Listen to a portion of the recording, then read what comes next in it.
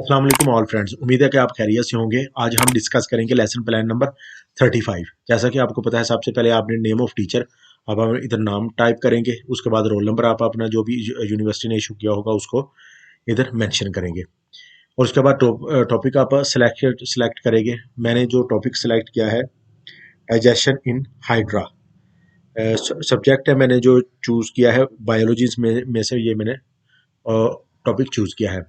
आप अपनी मर्जी से कोई भी टॉपिक चूज़ कर सकते हैं। क्लास 12th है, एवरेज एज है 15।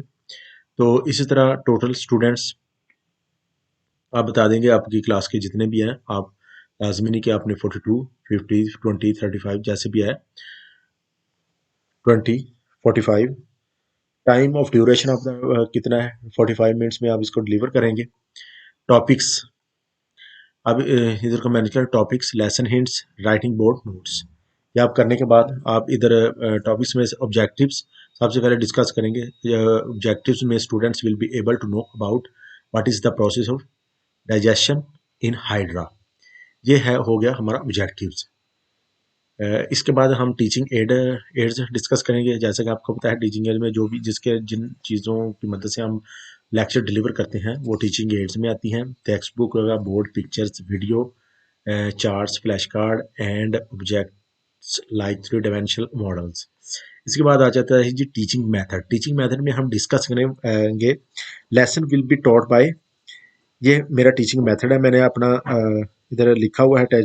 Lesson will be taught by student-centered approach. While teachers are still an authority figure in a student-centered teaching model, teachers and students play an equally active role in the learning process. The teacher primary role is to coach and facilitate student learning and overall comprehension of material, and to measure student learning through both formal and informal forms of assessment like group projects, student portfolios, and class participation. In the student-centered class, teaching and assessment are connected because student learning is continuously measured during teacher instruction. Test of previous, इसके बाद आ जाएगा जी test of previous knowledge.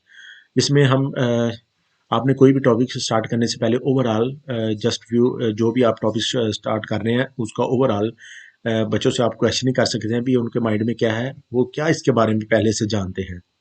तो आपको भी question कर सकते हैं। जैसे मैंने इधर लिखा, what do you know about digestion in hydra. इसके बाद आ जाता है जी announcement of the topic. Announcement of the topic में आप जो भी आपका टॉपिक होगा उसको आप क्लियरली मेंशन करेंगे वाइट बोर्ड पर, जो भी आपका टॉपिक होगा, ताकि स्टूडेंट को अच्छे से उसको क्लियर हो जाए।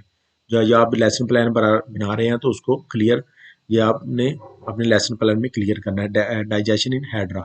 इसके बाद प्रेजेंटेशन। प्रेजेंटेशन में आपका जो भी टॉपिक होगा उसको आपने क्लियरली अच्छे से डिस्क्राइब करना है मुकम्मल तौर पे प्रेजेंटेशन में। ये प्रेजेंटेशन में आता है पूरा टॉपिक। और कोशिश करें साथ कोई ना कोई पिक या ग्राफ मेंशन करते जाएं। इससे जो आप जब लेसन प्लान जमा कराएंगे अपने प्रोफेसर को, टीचर को, तो इसका एक बहुत अच्छा इंप्रेशन जाता है कि भाई आपको अच्छे से लेसन डिलीवर करना आता है। ये देखें मुकम्मल। उसके बाद आ जाता है जी असेसमेंट। असेसमेंट में आपने जब लेसन प्लान लेक्चर डिलीवर कर लिया है तो आप असेसमेंट के तौर पर आप बच्चों और स्टूडेंट से क्वेश्चनिंग कर सकते हैं। जैसे मैंने ये क्वेश्चनिंग की हुई है, आप इधर टाइप कर लें। अगर आप ज़्यादा क्वेश्चनिंग इधर टाइप करना चाहते हैं तो आप कर सकते हैं। इसी तरह होमवर्क, एज अ होमवर्क के लिए आप जितने मर्जी इधर आप क्वेश्चन टाइप कर सकते हैं जो आप अपने टॉपिक डिलीवर किया है। ये मैंने इस तरह स्टूडेंट्स को होमवर्क के लिए काम देता हूँ। ठीक हो गया, ये हमारा लेसन प्लान 35 हो गया। उम्मीद है कि आपको अच्छे से समझ आ चुकी होगी। थैंक्स एंड अल्लाह हाफिज़।